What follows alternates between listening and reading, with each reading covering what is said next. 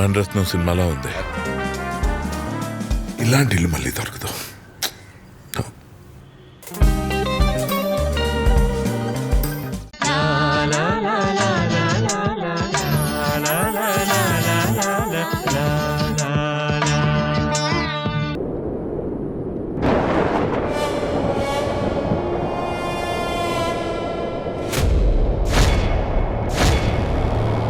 దుర్గమ్మ,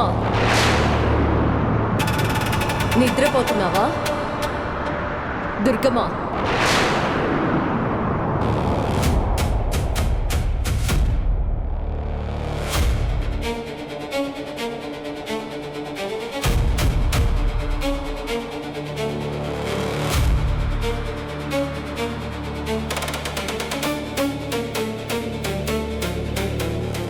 అమ్మా దక్షమ్మ, నువ్వా? నేనే దుర్గమ్మ. ఆ రోజు నా కూతురు ప్రాణాలు తీయమని వాళ్ళు నిన్నెంత భయపెట్టినా నీ ప్రాణానికి తెగించి నా రక్తాన్ని కాపాడిన గొప్ప మనిషివి నువ్వు. ఎంత మాటమ్మా! నీ దయ వల్ల ఊరంతా బతికిందమ్మా. అలాంటిది నీ బిడ్డకు అన్యాయం చేయమంటే నేనెలా చేస్తానమ్మా? ప్రాణాలు పోసే మంత్రసారని ప్రాణాలు తీయలేనమ్మా, తీయలేను.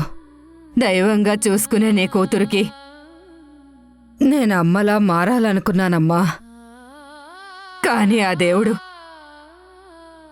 లాంటి దీక్షితులు గారి చెంతకు నీ బిడ్డను చేర్చాడమ్మా.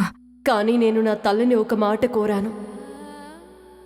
నా పెద్ద కూతురు ఆ ఇంటి కోడలు కావాలి అనుకున్నాను. నా కోరికగానే మిగలకూడదు. తెల్లవారితే భూమి పెళ్ళని అందరూ అంటున్నారు. కానీ నిజానికి జరగాల్సింది జానకితో కదా. జానకి నా కూతురు అన్న నిజం తెలిసింది నీ ఒక్కదానికే కదా. అవునమ్మా. మరి నువ్వే ప్రశాంతంగా పడుకుంటే జరిగే అనర్థాన్ని ఎవరు ఆపుతారు? జరగబోయే కార్యక్రమాన్ని ఎవరు జరిపిస్తారు? ఎంత మాట తల్లి! ఈ నిజం బయటకు చెప్తే జానకి ప్రాణం తీస్తారని భయపడి ఎన్నాళ్ళు నా మనసులోనే దాచుకున్నానమ్మా. 1కి 2 సార్లు మీ అక్కగారికి చెప్దామని ప్రయత్నించానమ్మా.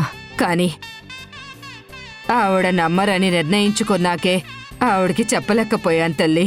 కానీ తెల్లవారితే పెళ్లి జరిగిపోతుంది. ఎప్పుడు కూడా ఈ నిజాన్ని దాస్తే ఎప్పటికీ నిజం సమాధిగానే మారిపోతుంది. లేదమ్మా, అలా జరగనివ్వనమ్మా, జరగనివ్వను. నేనే వెళ్ళి రేపా పెళ్ళి ఆపుతానమ్మా. భార్గవ్ బాబుతో జానకి పెళ్లి జరిగేలా చేస్తానమ్మా.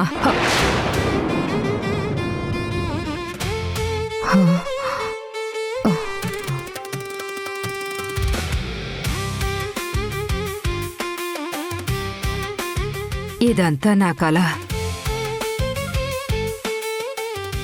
లేదమ్మా, ఇది కల కాదమ్మా. నీ ఆవేదన నాకు అర్థమైంది తల్లి.